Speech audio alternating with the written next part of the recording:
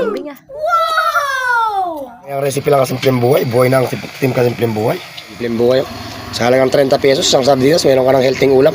Manggugulay-gulay ka lang sa wild. Simpleng buhay, ginisa pa oh. Kala ko walang puso, may puso pa rin pala. Nakaligtas.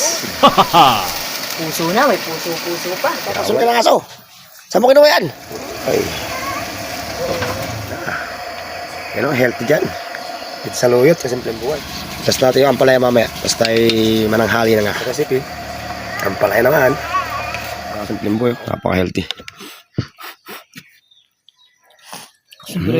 Nam-nam. Napaka-healthy ka simpleng buhay.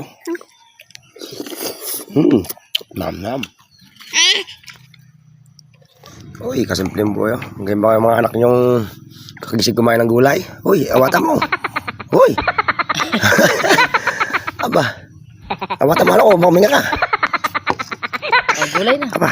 Gulay naman. Uy. Aba, ang kambing ah.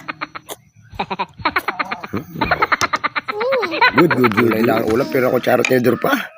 Yayamanin ang babying tagahulo. Good.